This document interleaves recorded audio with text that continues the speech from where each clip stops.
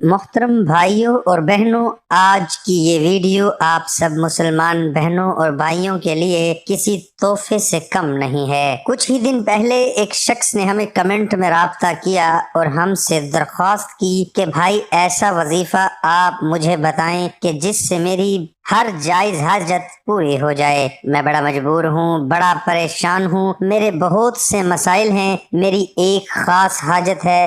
اب وہ حاجت اس کی کیا تھی یہ ہمیں معلوم نہیں ہے، لیکن اس کی کوئی نہ کوئی تو حاجت ہوگی، اور شرط یہ کہ اس کی حاجت جائز ہونی چاہیے۔ تو بے شک بہت سے مسلمان بہنوں اور بھائیوں کو یہ بخوبی علم ہے کہ وظائف تو صرف جائز حاجت کے لیے ہی کیے جاتے ہیں۔ پتہ نہیں اس شخص کی کیا حاجت ہوگی، لیکن اس شخص نے ہم سے درخواست کی کہ مجھے ایسا وظیفہ بتا دو جس سے میری جائز حاجت پوری ہو جائے۔ محترم بھائیوں اور بہنوں، آپ کے جو بھی مقاصد ہیں اسے سنا جاتا ہے، آپ کی پریشانی کسی کے اوپر بھی آ سکتی ہے، تو لہٰذا ان پریشانیوں اور مشکلاتوں کا حل صرف ایک ہی چیز میں ہے، وہ ہے اللہ کا ذکر۔ جو لوگ اللہ کے ذکر میں مشغول ہو جاتے ہیں، یقین کریں وہ اپنی زندگی میں خوشیاں پا لیتے ہیں۔ لیکن اللہ کو پانے کا، اللہ کا ذکر کرنے کا بھی ایک طریقہ کار ہوتا ہے، ایسا عمل کیا جائے جس سے اللہ رب العزت راضی ہو جائیں۔ بے شک آپ کا کوئی بھی مسئلہ ہو، مدد کا تو کوئی بھی ذریعہ بن سکتا ہے، آپ کسی شخص سے بھی مدد مانگ سکتے ہیں، لیکن اصل مدد اللہ رب العزت سے ہی مانگنی چاہیے۔ بے شک ہر مشکل حال میں وہی مدد کر سکتا ہے، لیکن جو اللہ رب العزت نے کسی نہ کسی کو ذریعہ بنایا ہوا ہے، کسی انسان کو بنایا ہے، ذریعہ تو کوئی بھی بن سکتا ہے، لیکن اگر پھر بھی اس سے مدد نہیں مل رہی 3 بار کہنے کے باوجود، تو پھر آپ اللہ کے آگے رجوع کریں اور اللہ سے رو رو کر گڑ گڑا کر مانگیں۔ آج ایسا ہی ایک منفرد وظیفہ بتاؤں گا۔ پیارے دوستو، اگر آپ سچے اور پکے ایمان کے ساتھ مانگتے ہیں تو میں آپ کو گارنٹی دیتا ہوں آپ کی ہر مدد ہو جائے گی، کیونکہ یہ ایسا کلام ہے جسے نبیوں نے مانگا ہے، جسے نبیوں نے پڑھا ہے اور ان کو مدد ہوئی ہے۔ سوچنے کی بات ہے کہ آپ ہمارے بتائے گئے وظیفے پہ اگر عمل کرتے ہیں تو فائدہ آپ کو یقینی ہے۔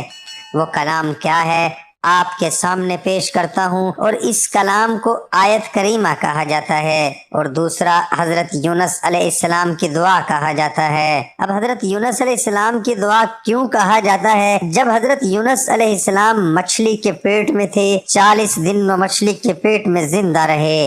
یہ اللہ کی قدرت ہے، اللہ کی شان ہے۔ تو ان 40 دنوں میں حضرت یونس علیہ السلام نے اللہ سے یہ آیت مبارکہ پڑھ کر دعا کی، اور یہ آیت مبارکہ حضرت یونس علیہ السلام کی دعا بھی اسی لیے کہی جاتی ہے کیونکہ حضرت یونس علیہ السلام نے یہ کلمات پڑھے تھے، تو لہٰذا ایسے کلمات جنہیں نبیوں نے مشکلات میں پڑھا تو آپ کے لیے یہ فائدہ مند کیوں نہیں ہوں گے؟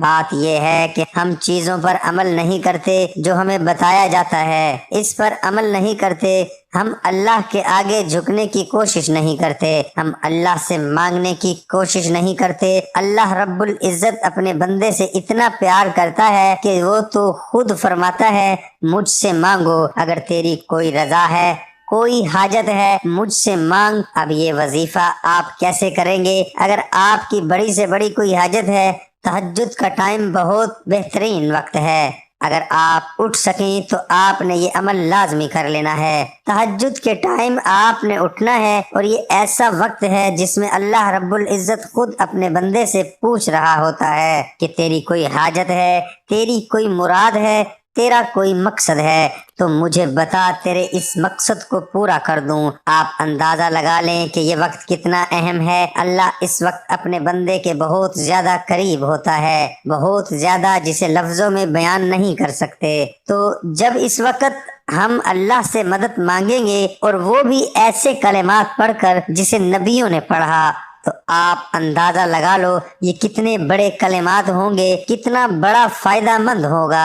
آپ نے تہجد میں اٹھ جانا ہے، اور چاہیں تو آپ تہجد کی نماز بھی ادا کر لیں، کم از کم 2 رکعت نماز تہجد کی ادا کر لیں، اور یہ یاد رہے کہ حضور نبی کریم صلی اللہ علیہ وآلہ وسلم کی فرض نماز کے بعد سب سے محبوب ترین نماز تہجد تھی۔